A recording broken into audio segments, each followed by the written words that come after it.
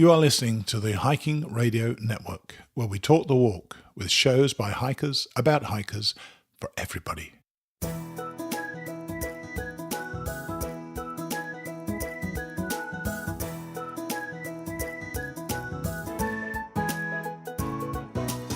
Mighty Blue on the Appalachian Trail, the ultimate midlife crisis. Join Steve and his guests every week as he staggers from Georgia to Maine.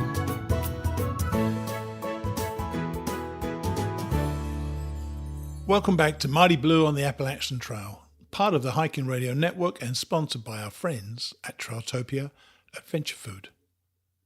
We're up to episode number 80, and I thought I'd bring you somebody very different today. Ben Barbante is about as different as you can get. He was suggested to me by our old friend Clay Bonnyman-Evans, and Clay told me about the diversity of his hiking. Believe me, this conversation talks about the AT, yet it then veers well away from the AT. For those of you who met Ben on the trail in 2016, you will doubtless know him better by his trail name, which is Juan Durer. Excellent name. He's a very happy guy, and we laughed a lot. You're going to hear a fair amount of background noise, though I've tried my hardest to cut a lot of it out. Yet, when you realise where he's talking from, I think you'll understand, and I think you'll forgive me. Ben, or Juan, will be along in a moment. Our second guest is a listener to both this show and Returning to Katahdin, one of our other shows. Her name is Kristen Brown, and she's recently asked Bruce Matson, this year's Jesser in the other show, a question for which she won 2 packs of delicious Trailtopia meals. In the email she sent me with her address so that I could send the meals, she made the fatal error of revealing her trail name. You're going to find that out after Ben, or Juan. But the real reason Kristen is on this week is to tell us about a lovely little loop of the White Oak Canyon Cedar Run Trail. As I say, she'll be on soon. Now, as I mentioned Trailtopia, I'm going to make that a segue. Do you remember those times on the trail when you really needed to treat yourself? You know, those days when you fall in the mud or the rain starts running down your neck, the rocks are driving you crazy, or even when you're just fed up. You need a boost. When that happens, stop hiking. Take off your pack and treat yourself to one of Trailtopia's scrumptious desserts. Why not go for Rocky Road pudding? A rich chocolate pudding loaded with mini marshmallows and toasted slivered almonds. By the time you get that into your system, you're going to be warm, toasty and satisfied. Try Trailtopia Adventure Food, the best of home cooking away from home.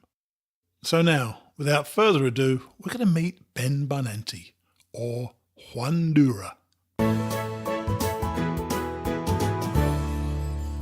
Right, our guest today is Ben Barbante, or Juan Durer. Juan Durer. I was introduced to Ben, or Juan, by Clay Bonnyman-Evans. Clay told me that Ben is a real traveller. And for those of you who met him on the AT in 2016, let me tell you, he's hardly stopped since then. Hi, Ben. How are you? I'm doing great. Thanks. Good. You said well. And I know you're outside, and we're going to come back to that in a minute. Have you always been a hiker, or is this just a new thing for you?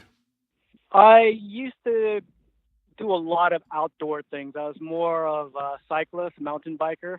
And it probably wasn't until 2008 when I really started to hike. Originally, when I first quit my job 11 years ago, the first trip I took was actually a bike tour in New Zealand. But I also brought my backpack. So while I was there, I was able to do several of the great walks there, and that just kind of got me into it. I did like the Milford track, the Kepler track, and the Tongariro crossing, and the likes. And after that, I was pretty much hooked. So, what is it? Is it this? Is it the solitude, or is it the companionship? What do you like about hiking? I could say the same thing about cycling as well. Okay. I like hiking because of the simplicity of it. Yeah. No mechanical failures. Pretty much there are when you're my age. There are when you're my age, I tell you.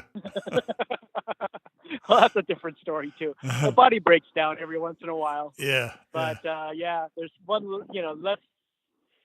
one less thing you have to worry about when you're hiking. You don't have to worry about changing brake cables or changing brake pads or, fixing up spare, a flat tire or anything like that. Yeah. But hiking is just, you just get your boots or your shoes, the clothes that you're wearing, and food and everything that you carry on your back, and it's much simpler that way. So it's pretty straightforward. So when you did the AT, was that your longest hike, or was that ever an ambition? It's the longest to date. Yeah. Right. Okay. Yeah. If you don't know, the Appalachian Trail is 2,000. Oh gosh, I can't even remember. 2,189. Yeah, I was 185.3. That's the number that I had. You're 189. You went 4 miles longer than me. Yeah. But it's constantly changing because every year they make detours and things like that. So I'm not sure what it is this year. It might be longer. So what got you out there? Was that always on the itinerary, or was it just a matter of timing to get out there? You're talking about the Appalachian Trail now? Yeah. Yeah, well, I was living in England, and I wanted to get a taste of hiking in America again. So I had done the John Muir Trail in California. And after I did that, that was like the longest overnight or, multi-day hike that I had done. And that was 220 miles roughly. That's right. I failed to do it. I failed to do it for the last 2 years, but I knew it was 220 miles. Yeah. So after that, I did start setting my sights on the Appalachian Trail. So it took me about a year and a half to go from the Appalachian, the John Muir Trail, and I believe it was 2014 I did that, and then it was 2016 when I did the Appalachian Trail from Springer Mountain, Georgia, to Mount Todd. Yeah, and Clay Bonneman Evans said he met you on the trail, and he told me that you used to leave drawings in the shelter notebooks. What were those drawings about? I just wanted to have a little bit of fun. It would just be like humorous anecdotes that I picked up on the trail. Nice. But I started almost a serial because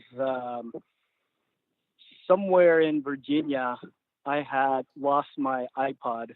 It just fell out of my pocket on a stormy day. So it was raining very hard. The trail actually looked like a river. And my iPod Nano, which is like the little square one, it fell out of my pocket.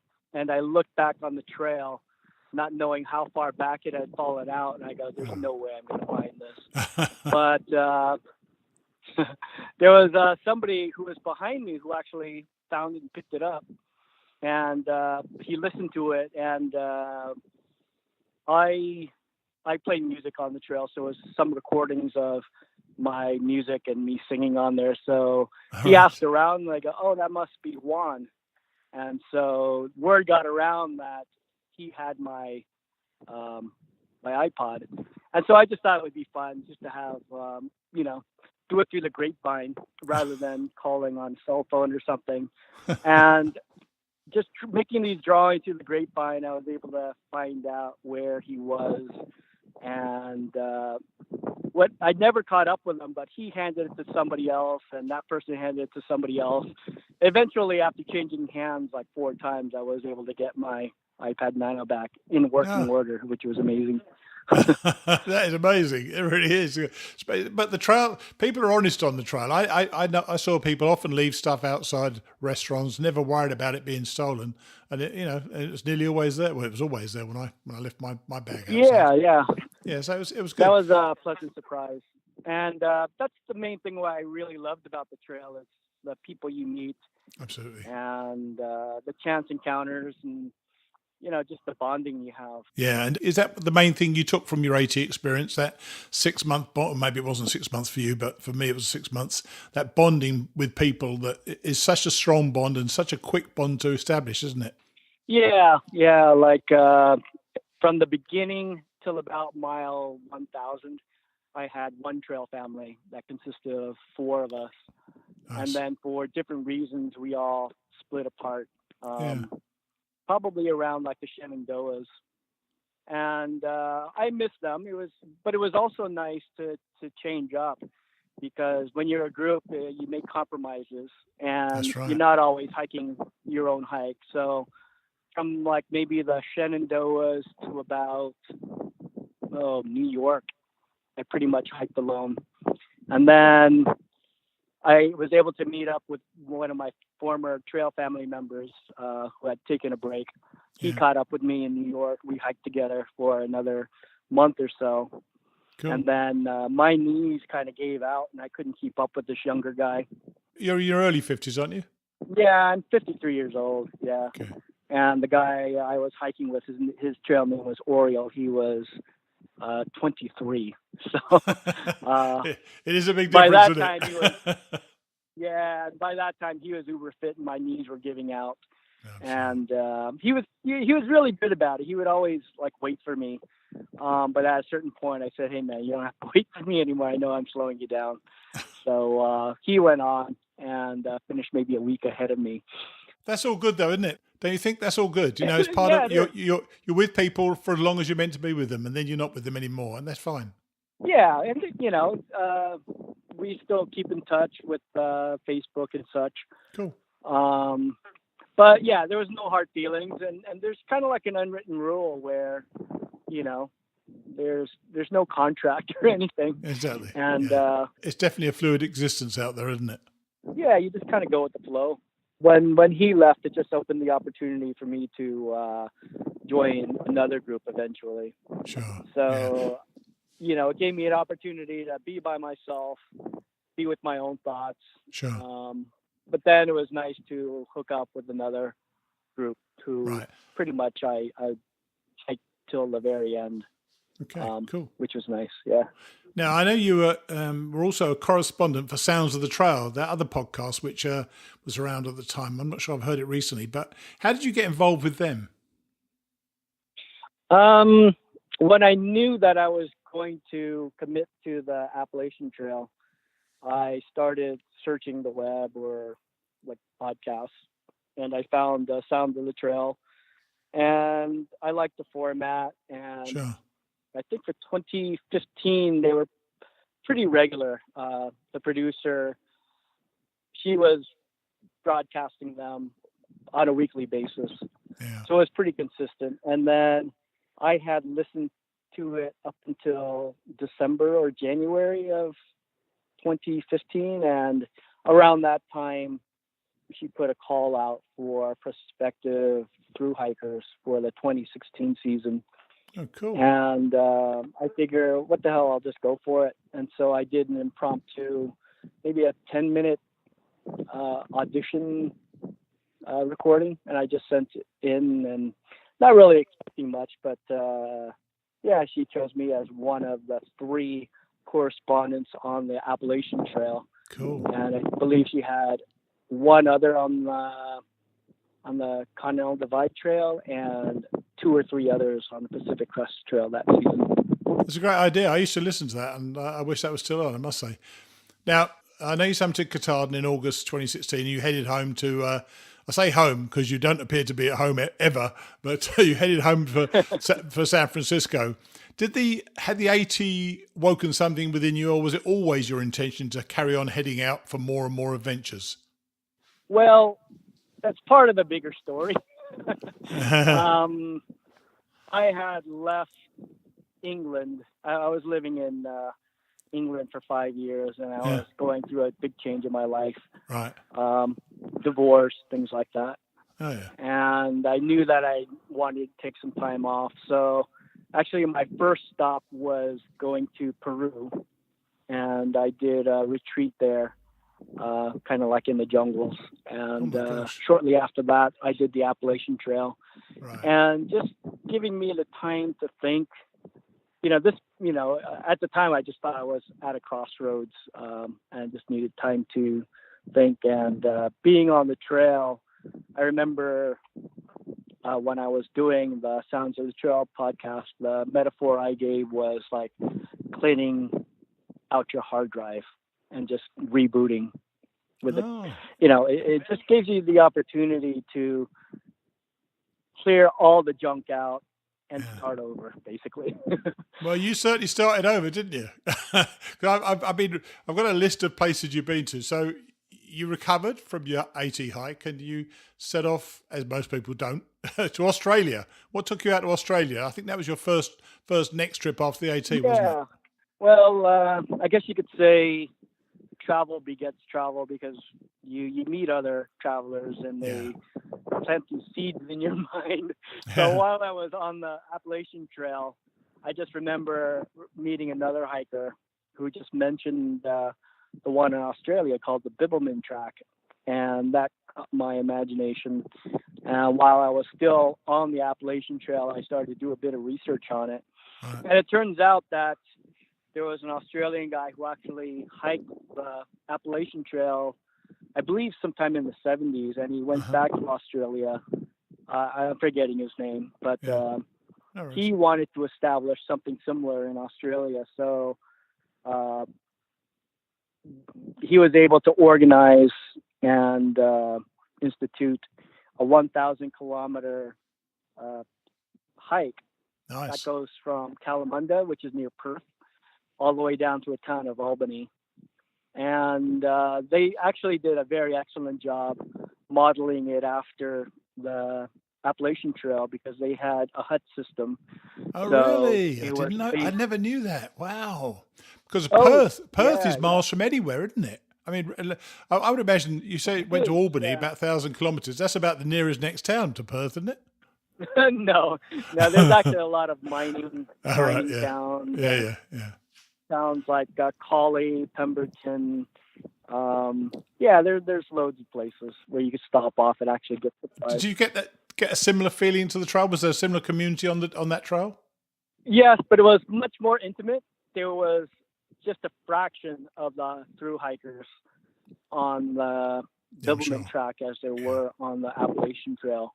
I'm sure. But the friendships I met that I made on the Bibbulmun Track, because it was much more intimate. I don't know. It's like I make friends on any trail, but the friends I made in Australia seem to be like very strong bonds. And, Interesting. Yeah, to this day, I still keep in very close touch, as close as I can while traveling through like email or Facebook or WhatsApp with the friends that I met from Australia as well. Cool. Well, after all, I know you headed off to Japan, of all places, and you went on a fascinating tour of 88 temples. Apparently, is that a prescribed trail or is it a sort of tourism on steroids? Actually, it's probably a 1,000-year-old pilgrimage that most Japanese do. How would I say it? Like when they visit all these temples, they would go there with a silk kind of registry. Right. And at each temple, they would get a stamp and calligraphy. Huh. And when they're done with all 88 temples, it becomes a family heirloom. What a lovely tradition that must be. Yeah. And it was amazing just being in a different culture altogether. I'm sure. But it was, again, a lot of the Japanese choose to do it by car or bus. So really? Not quite the same thing, is it? Yeah, the pilgrims, or they call them henro there. Right. That's their word for pilgrim. Right. There was just a fraction of the hikers that there were on like the Appalachian Trail. All right, I see. So I did hike, actually, a guy that I met on the Bibbulmun Track. We had met in Australia, and I hiked the first 11 days with him. And then I was fortunate enough to meet another guy from Europe. He was Estonian, but he spoke pretty fluent Japanese. So it was good to be with him for a portion of that trip as well, because most Japanese on the island of Shikoku, very few of them spoke English. So it was very hard to communicate in some spots, yeah. How long was that trail then, Ben? That was roughly 1,000 kilometers as well. Wow, crikey. And, that's some walking. And you obviously you obviously got the hang of doing pilgrimages, because apparently you then headed off to Europe and did a couple of Caminos. Not just one, you did a couple of Caminos. Which ones did you do? Yeah. Which ones did you do? Well, I flew to Porto, and I did I believe it took me 10 days to go from Porto to Santiago, Yeah. which is where the cathedral is, the Yeah. Cathedral of St. James Yeah. or Santiago. And then when I arrived in Santiago, I walked in the opposite direction, Right. and then did the Camino. It's called the Camino del Norte. All right. And then when I reached the end point on that, I went back to Santiago. And that was a different trail, which was the Camino Primitivo. So this was all so far, and this hasn't finished yet, by the way, everybody. This was all in 2017 then, was it? Well, all after the AT. Yeah. When you back up, it's like I did the island of Shikoku in 2017, like from April through May. Right. And then I did the Caminos in the summertime, and then in the fall I went to Israel and I hiked the Israel National Trail. Yeah. Now, where does that go? Where does the Israel National Trail go? That's 1,000 kilometers as well, and it started pretty close to the Syrian border. Oh wow! Which was actually pretty tame. It was a lot tamer than I thought it would be. Right. And then it kind of winds its way down through the country. So it goes through the forest in the north. It goes to the coastline near Hadera and Tel Aviv. And then it cuts over to Jerusalem. Nice. And then it goes down to Arad and through the Negev desert. Wow. So, I mean, it's a pretty evocative trail then, I should think, isn't it? Oh, it's gorgeous. I was pleasantly surprised. I didn't expect so much from a small country like that. But it was very diverse, and the desert was amazingly beautiful there. Nice. Now, I suppose after all this hiking, is hiking just hiking, or does, as far as you're concerned, does each trail require something different from you as a hiker? Requirements in what way? I'm just trying. Well, you know, you've done the AT, and yet you've done the Israel Trail, and you've done the temples in Japan. Are they all similar, or that's the question: is hiking, or is there something you need to do as a hiker that's different, or as far as you're concerned, is it as simple as just walking? Logistically, they're all a little bit different. Right. Like for instance, in Japan, I found it quite easy, mainly because they had loads of convenience stores. All right, that's handy. You're probably familiar with 7-Eleven, but they had Family Mart, they had Lawson's. And at any one of these, I could charge my devices. I could, I never really carried more than 2 days worth of food in Japan, just because all these convenience stores were, very convenient. That's what they called that. Yeah.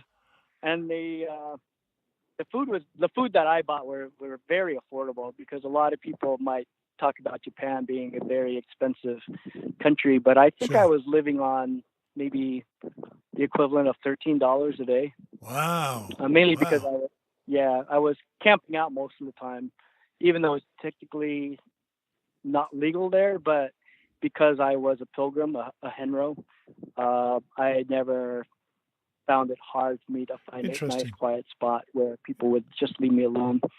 So pretty much I was just spending, $10 to $13 a day, just mostly on food. Now, since we spoke this morning, I've been doing a bit of cyber stalking, as my listeners know, and you said to me you can find a few things out on Facebook, and I see you've actually just returned from Africa. God knows where you fitted that in. And where you did something, and I'm quoting here. You said, "Today I jumped out of a perfectly functioning aeroplane for the first time." What was that all about? You obviously did a skydive. Well, was that a first for you? Well, yeah. I guess at this age, there's a lot of things that everybody talks about what their bucket list is, and I had never done it, and I figured it was in an exotic area in Namibia next to the Skeleton Coast, so it's where the desert meets the Atlantic Ocean. And I said, wow, this is as good a spot as any. So I just decided to do it. Spend the money. Yeah, and there's also some pictures at the spectacular Victoria Falls. Just amazing pictures there. And then there's a nice little safari where you see the animals there. And then there's which I loved, a picture of a boat trip out to the Raft, a floating restaurant. That looked magnificent. It really did.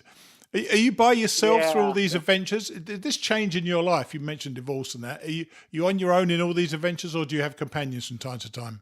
Well, that's the great thing about the mode of travel that I do. Like whether it be hiking one of these trails, it's easy to start conversations and then make friendships. And even when I'm like traveling and not necessarily hiking, like for instance, I flew into Cape Town, and just at the hostel, I was able to meet 3 others from different countries, and we just decided, hey, let's do a road trip, where we'll all pitch in and rent a car. So we drove from Cape Town to Port Elizabeth, and then we all bought a plane ticket, and we went to Zimbabwe, and that's where we parted ways. And then when I was in Zimbabwe, I made friends with 2 guys from Norway, and we walked across the border to Zambia, and I spent maybe 5 or 6 days there, and then I flew to Namibia,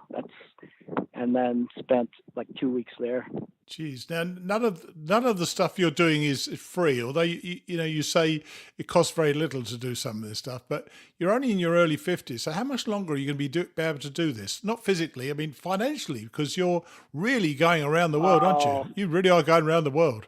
Yeah, I was pretty fortunate that when I quit my job 11 years ago in San Francisco, it was a privately held company, so I had company stock. Which I rolled over into a retirement fund, and you retired earlier. You retired earlier.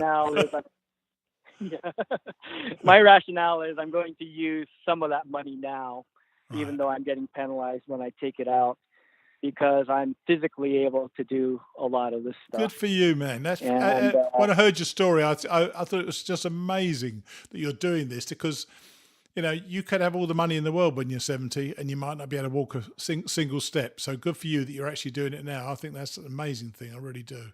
Dear me. Yeah, and I feel it's really easy to get back into bad habits when you become sedentary. Trust me, it is. So actually doing this travel and doing all this outdoor stuff kind of helps keep you young as well. I'm sure it does. So what's driving you on? Is it the adventure, the solitude, the camaraderie, the exercise? What's actually pushing you forward all the time to plan a new adventure? Like all those things you mentioned, I'd say it's a percentage of each. Like I can't say any one thing above the other. Right. Yeah, you mentioned the camaraderie, the friendships I make and stuff. Just seeing new things, just keeping life exciting. Right. For 25 years, I was pretty much a homebody in San Francisco. Just man, working. You've changed that, haven't you? You've changed that. Yeah, actually, I didn't even get my passport till I was like 40 years old. Oh, geez, wow! You're certainly making up for lost time, aren't you? Now, the reason for the speed with which we put together this interview is that you've actually started another adventure this afternoon. So now, where are you off to now? I can share this with the listeners because this made me laugh. What are you doing right now? When I first talked to you this morning, I was in San Diego. Yeah. So it was just a trolley ride and a bus ride to the Mexican border. And so I'm literally 2 miles into the Pacific Crest Trail as we speak. I just...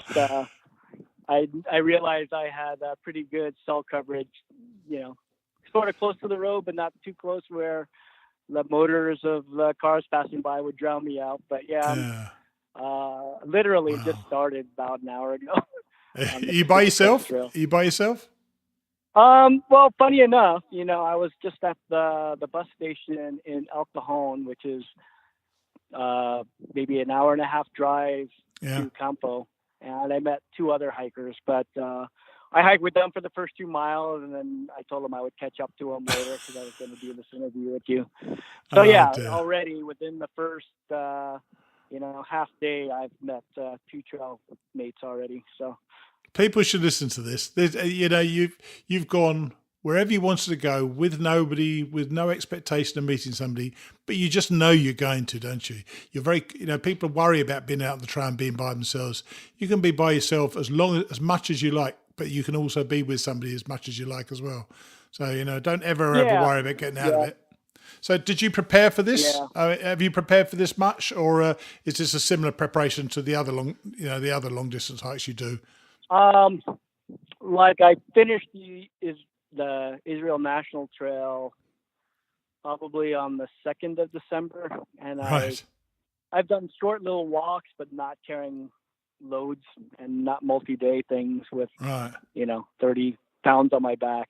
Right. So no, I would say I'm out of shape, but because I'm starting the Pacific Crest Trail so early and the weather's mild and there's being so early in the season, I'm not that concerned about water. So I'm really going to take it easy the first week, which for a lot of you who are thinking about taking up long distance hiking, that's my advice is, don't be a hero in the first week. Just kind of get your body acclimatized to carrying the heavy weight on your back. And, just right after the 1 mile marker, I turned my ankle, and it was just a reminder. Okay, I'm not walking on flat pavement. Yes. So, I just have to. My body just has to realize I'm back on the trail again, and I can't just walk without paying attention to where I'm stepping with a heavy backpack. I don't know whether you're a man who plans ahead too much, but you're going to finish this. Have you got other trails in mind, or are you expecting to learn of other trails, or are you ever going to settle down? Well, there's always something. But one of my big goals is to, and I've been saying this for over a decade, and it's to get back to cycling. And I want to ride from Tierra del Fuego, like the very tip of South America, I know, and ride on my bike all the way back to San Francisco. So that would be of course you do. The cherry on top. How far is that? I have no idea, and it's not going to be a set trail, and there would be no set deadline. My plan after doing the Pacific Crest Trail is to take a course and get certified in teaching English as a foreign language, and then using that to kind of city hop through South and Central America, picking up teaching contracts. And so who knows, it might take me several years to get back to San Francisco. And that's fine, but isn't it? That's fine. Yeah. My whole life has changed in the last 11 years because all my children are adults now, and I'm divorced. Yeah. Now I could do a lot of these things where 10, 15 years ago just couldn't possible because of family obligations. Exactly. Expectations to pay the bills. Yeah, but I really admire you, man. You've taken. When I said that he's done a lot of walking since he did the 18 2016. You really have. You travelled all over. You've had amazing experiences, and I really thank you for taking the time out, just 2 miles into the PCT, to share it with us. It's been a joy talking with you, and all I can say to you is I wish you well and happy trails. Oh yeah, well, thanks for considering me for the interview, and I appreciate it. It was my pleasure. That's great. You have a good time, okay? And when you get another 1,000 miles, give me another call. We'll have another chat, see how it's going. Okay, yeah. That's lovely. Okay, Maddie, we'll take it easy. And hopefully I'll speak to you soon. Okay. Cheers then. Bye. Okay, talk to you soon. Bye. I have no idea how he could have walked so far in the past couple of years. Yet, what an adventure he's on. And it was 2 miles into the PCT when we spoke. I love what he said when he'd undergone those changes a few years ago. He said that he kind of cleaned out his hard drive. Resetting your priorities and expectations can, as you heard, lead to extraordinary things. Of course, against all the financial best practice in the world, he's cashed in on some of his retirement and spent it now having the time of his life. I so admire that attitude. Do it while you can, because if you wait until you can afford it financially, you may well not be able to do it physically. I bet a lot of you are nodding your heads in recognition of people you know who've put off something and never done it. Nice guy, and I'm looking forward to chatting with him again. Oh, and by the way, that advice of his, do not be a hero in the first week. Too many miles early in your hike can finish you. For reviews this week, I'm having a bit of a departure. I'm going to read you a review of one of my books, not the podcast. I'm reading you this because I wanted to share this mean-spirited person's observation. Remember, he's commenting on my book, My Appalachian Trail, and I really can take constructive criticism, but this seemed a touch harsh to me. The entire review was, he is a self-centered jerk with a drinking problem. There is a reason why he had 3 weddings. That's it. This comprehensive, highly articulate, deep dive of a review of the more than 300 pages of my first book is that I'm a drunken jerk who's been married more than once. Believe me, I can take criticism. Nobody likes it, but something constructive is always going to help. This is a meanness that I find very unappealing. On the other hand, I got a text a few days back from, it turns out, a guy called Mike McClellan. The text asked if I minded getting an audio text from him. Unusual, I thought, but wrote back, sure. What followed, and this was the day after the self-centered jerk thing, was this. Mighty Blue, thank you very much. Hey, I was going to try to do this on SpeakPipe, but my message was too long, and so I thought I would try it this way instead. So, hey, just wanted to tell you, man, I really love the show. I mean, I love both the shows. I got to tell you a little quick story about how I got hooked on it. So, I would say sometime in 2016, I wasn't feeling very well, so I stayed home from work for a couple of days. And while I was home, I read a book, and the book I read was A Walk in the Woods. My dad had recommended it to me, probably 2 or 3 years before that. And since I was laid up in bed and my wife was at work, I had plenty of time to read. So once I was finished with the book, I had to continue my fix. I had to find out more of the Appalachian Trail. I mean, I was aware of it, but I was just really, really hooked at that point in time to find more. So I checked out my podcast on my Apple search, and I saw yours pop up, Mighty Blue on the Appalachian Trail. And by this time, you were probably 10 to 12, maybe 14 episodes in, and I was just getting started. So I binged, listened for probably, 3 or 4 or 5 days in order to get caught up, and I have been a weekly listener ever since. And man, I got to tell you, it's a joy that I have every day, Thursday morning, on my way to work and on my way back. You know, whenever I see how long your episodes are, when I see that they're an hour and 15 or even an hour and 20, I'm like, I love it. Like, the longer, the better. So I really, really dig it. I can't tell you how pleased I was to hear that. How kind of somebody to take the time out of the day and tell me what pleasure he was getting from the show. This is the America I know, not the other guy. Thanks, Mike.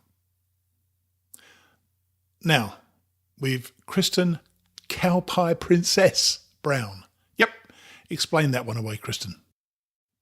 Okay, we are on with Kristen Brown. Hi, Kristen, how are you? I'm well, thanks. How are you, Steve?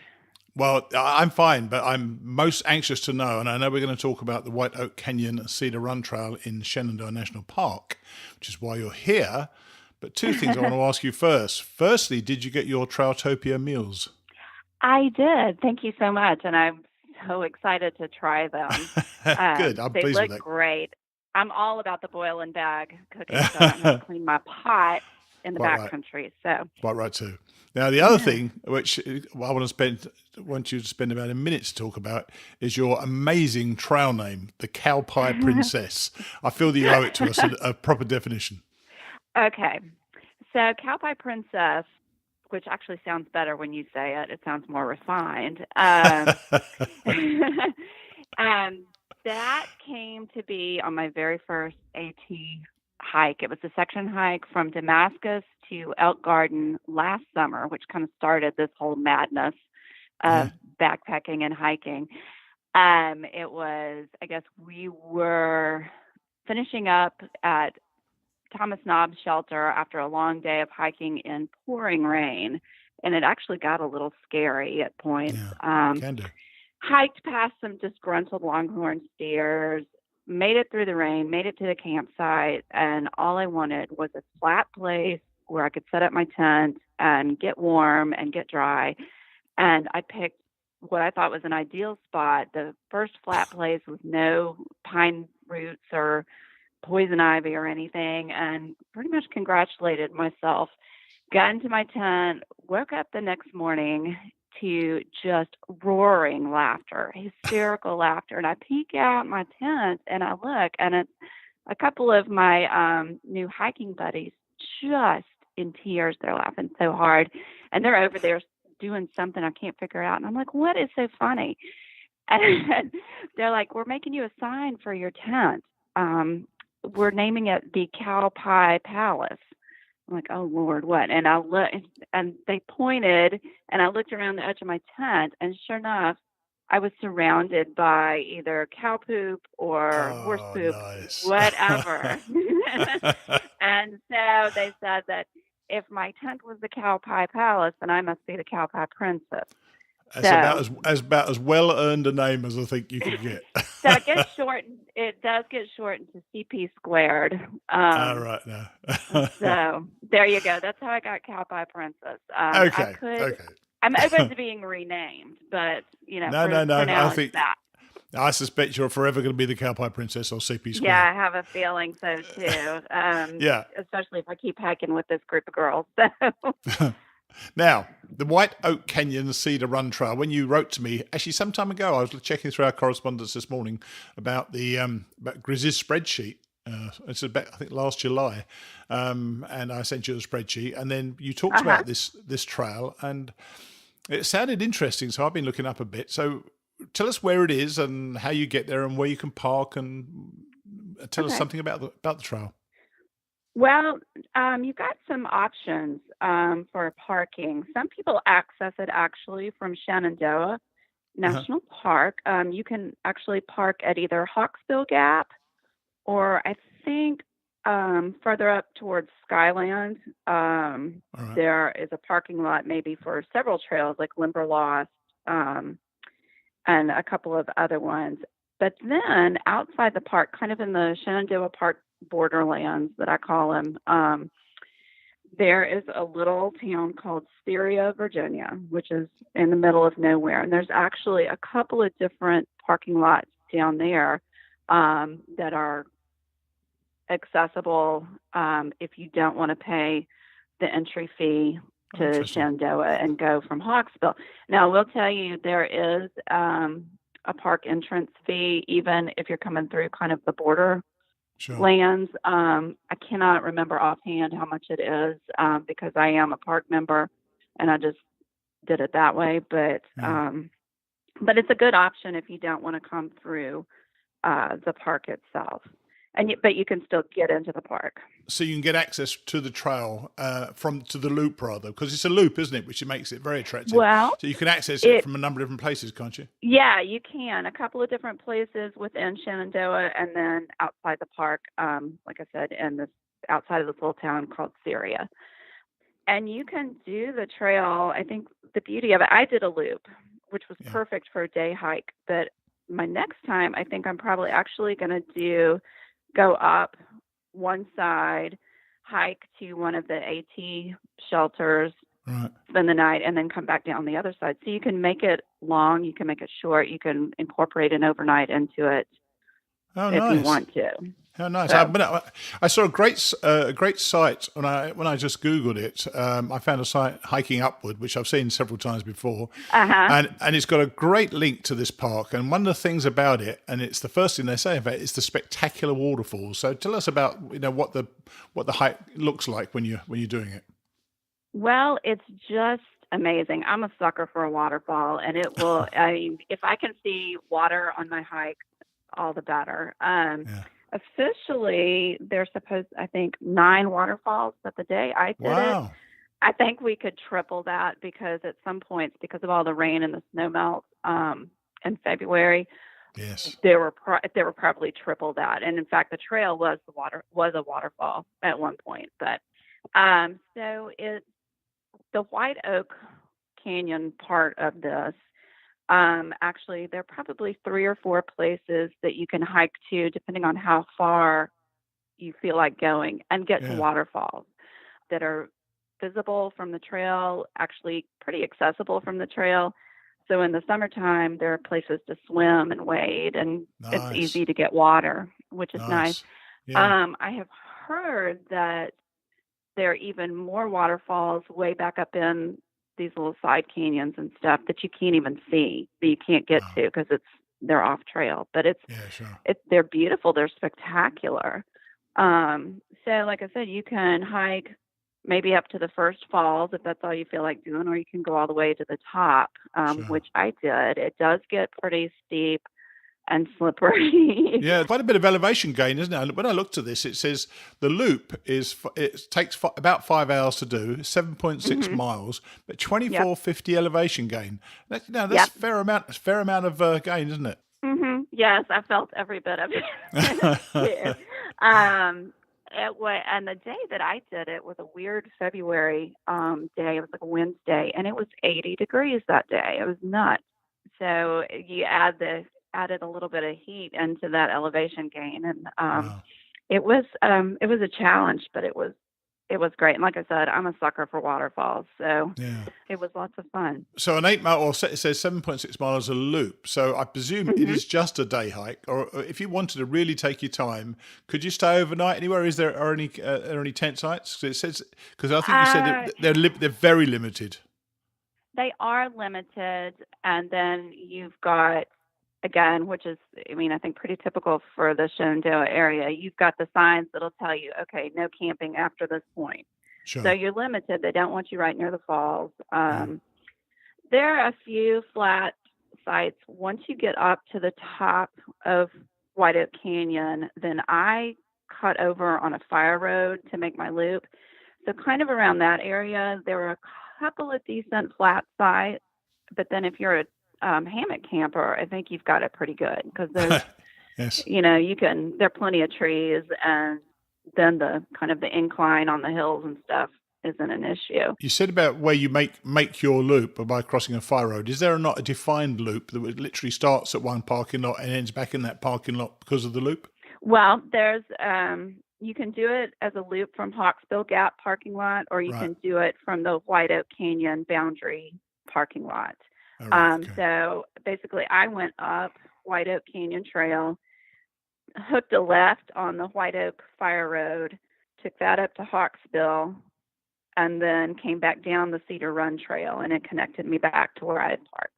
Yeah, and where I'm going to put the link on this upward hikingupward.com. It's a really good map you can zoom right into, so you can really follow the map the trail quite easily, couldn't you?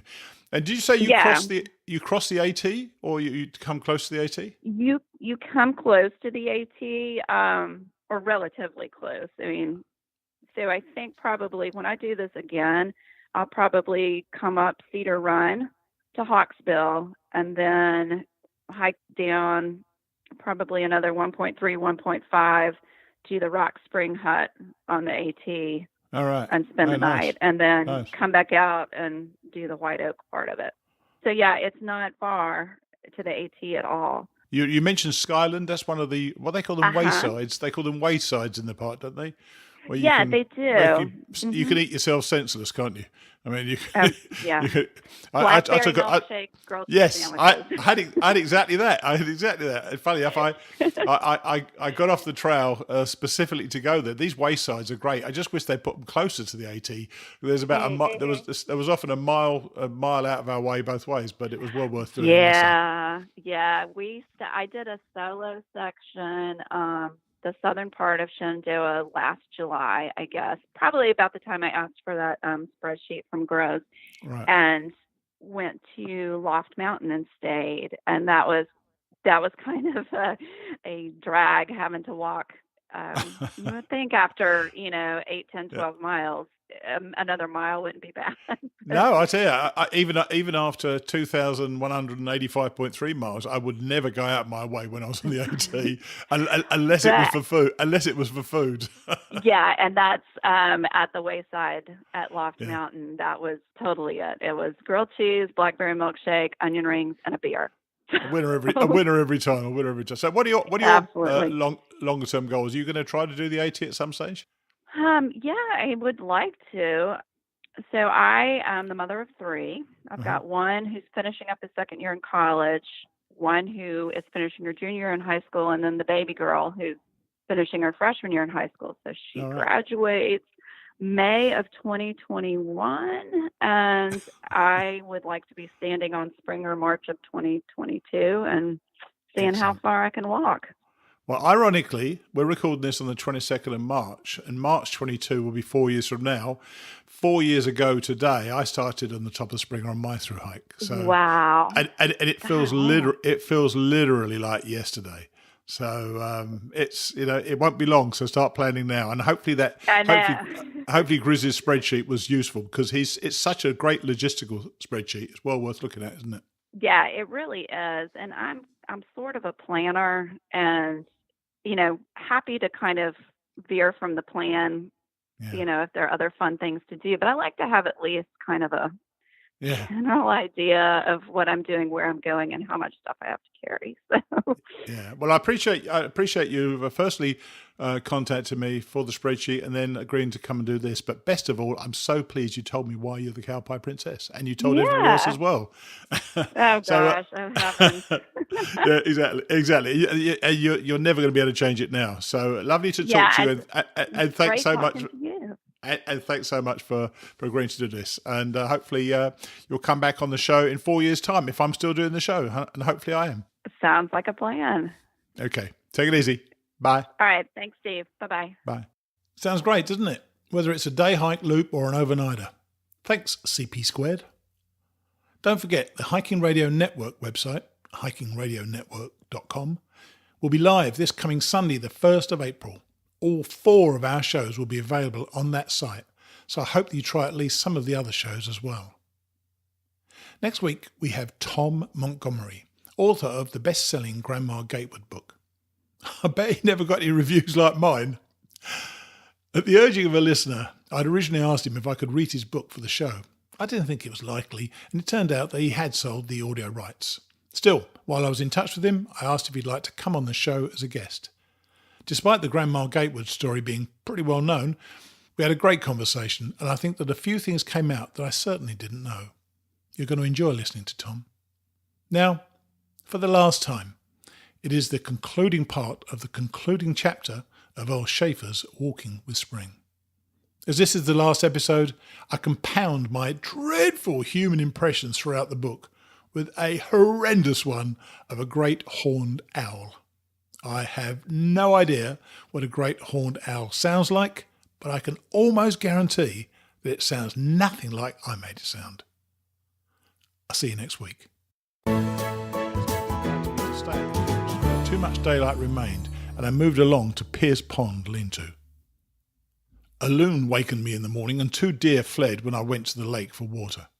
The trail came to Pierce Pond camps and then followed the tote road to the Kennebec River. A man came bouncing along in a buckboard and stopped to tell me about getting help if necessary to cross the river. The ancient phone at the river wouldn't work for me, so I put myself across in a boat using the long shod pole, but ending a few hundred feet downstream on the far side. The Kennebec is a swift-flowing stream with a rocky bottom. I've heard of other hikers who did a lot worse. After pulling the boat along the shore to the landing place, I still needed help in getting it back to the other side. Then someone started target shooting in a field nearby, and I found a Maine guide and the district fire warden. They said they would take the boat back for me. The warden, considerably smaller than I, nonchalantly poled the boat across while the guide launched a canoe, stood upright in it, and poled across with about 5 mighty heaves. The warden then crouched in the bow and was brought back just as speedily.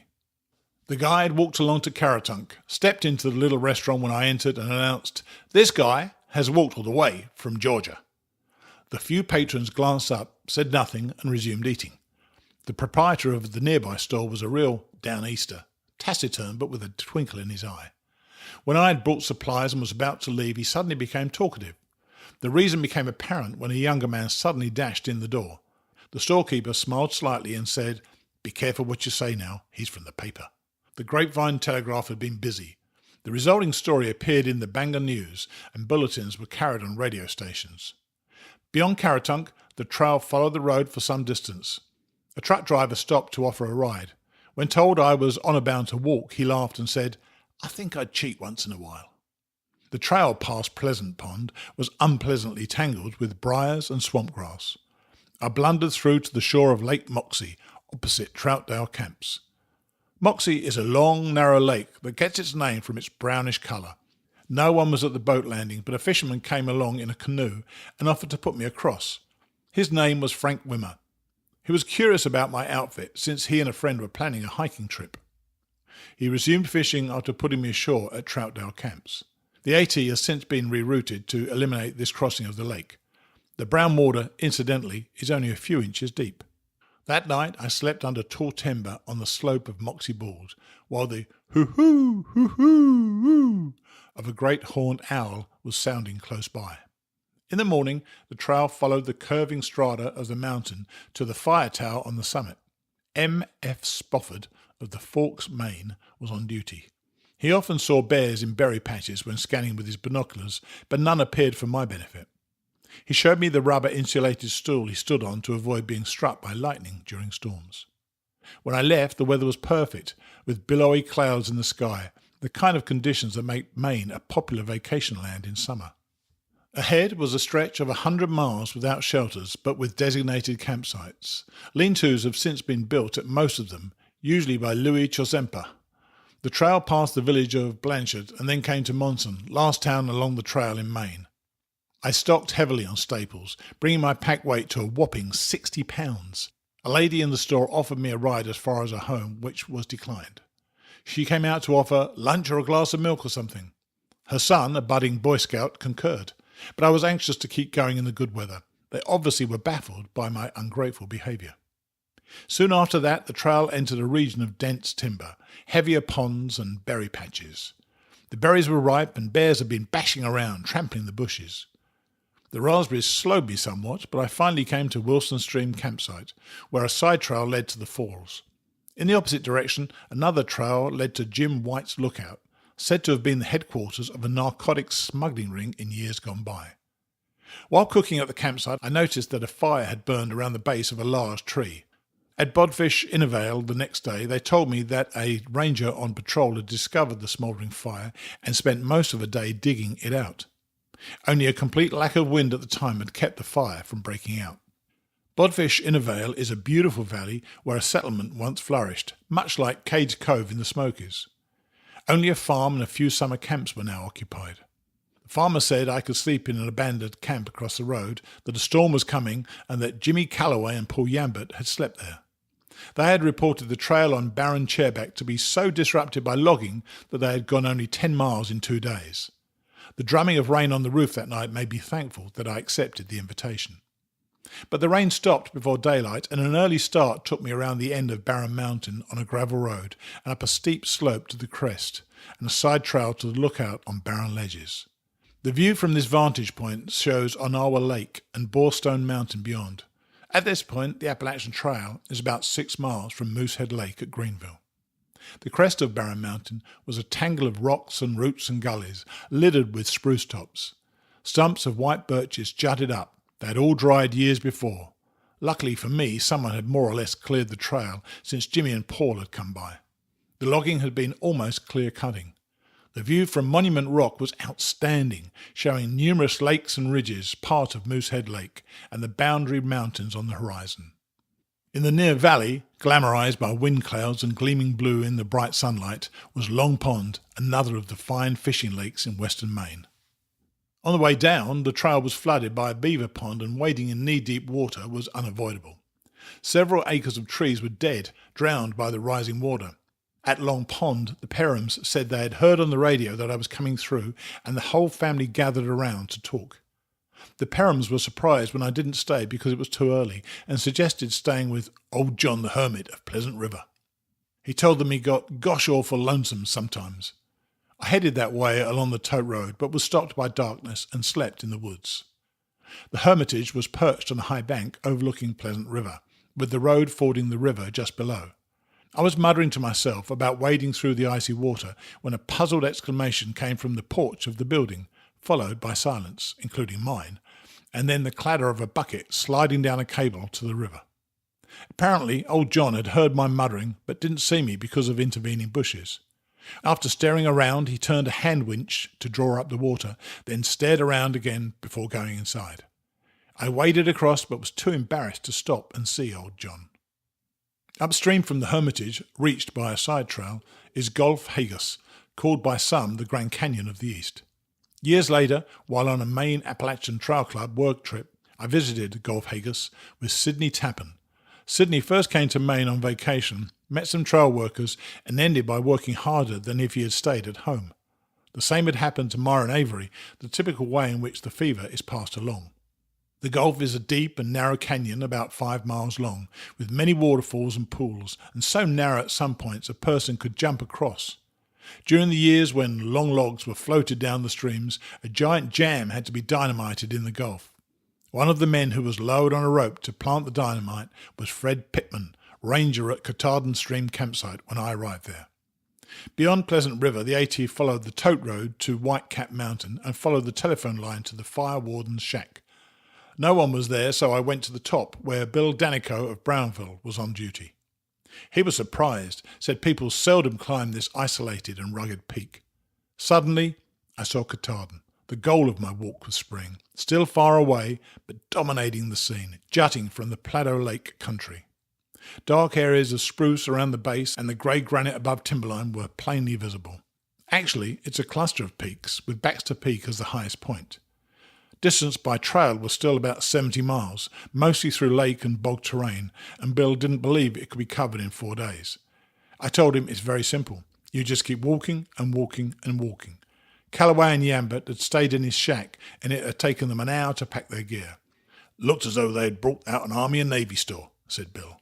A sign at a trail junction north of Whitecap said the trailhead was impassable and to detour via Chadwick Camps. The sign was badly mangled. Mr. Chadwick said it had been done by bears. He also said what I thought were cow tracks were most likely moose, which were increasing since the state has suspended hunting them.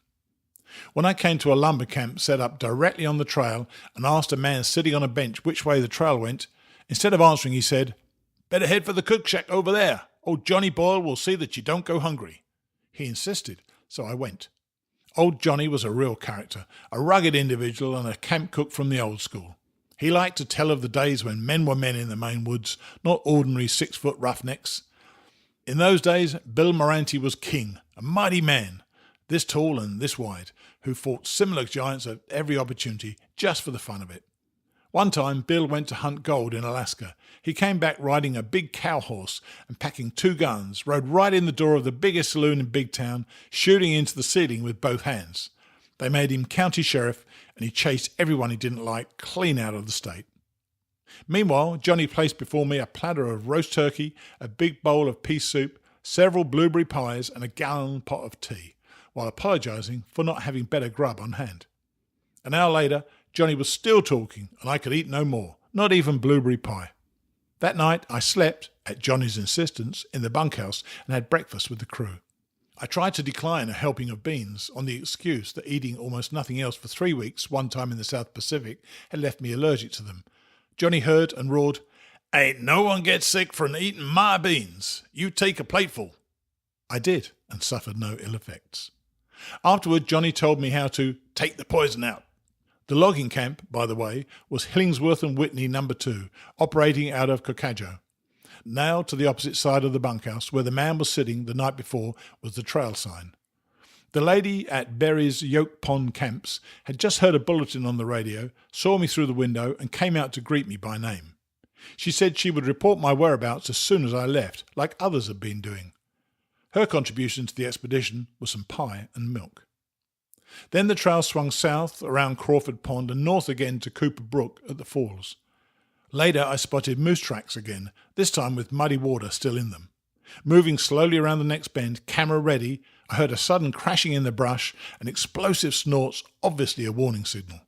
Then a grunt came from the bushes in front and a large cow moose, surely one of the homeliest critters on earth, stepped out in the path, stopped, and turned her head in my direction. Snap went the shutter. She turned toward me and stopped again, while I looked for a tree to climb. Then she trotted away in the direction of the other moose, probably a yearling calf, with a gait like a bow-legged horse, if there is such a thing. About sunset, I came to Antlers Camps on Lower Joe Merry Lake, named for a famous Indian guide. The camp owner was away fishing, according to a guest sitting on a cabin porch. She was astonished when I didn't stop, just kept on through the twilight. Except for rainy nights, I now preferred sleeping in the open woods, this time along the lake shore. In this area were trees cut by beaver, probably bank dwellers.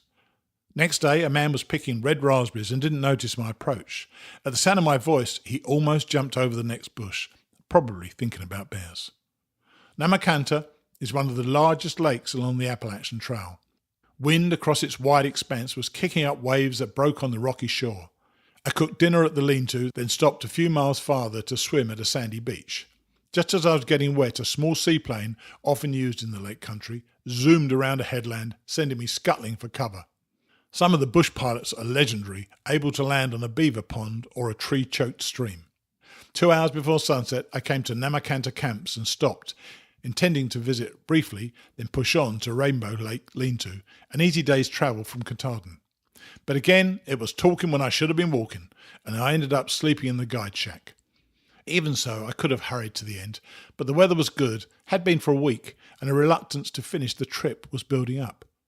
I almost dreaded the time when the long cruise would be over. Trail hiking had become my way of life.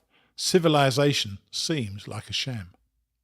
Early lunch was cooked at Rainbow Lake Lean-to, with Katahdin looming high above the tree line on the far shore.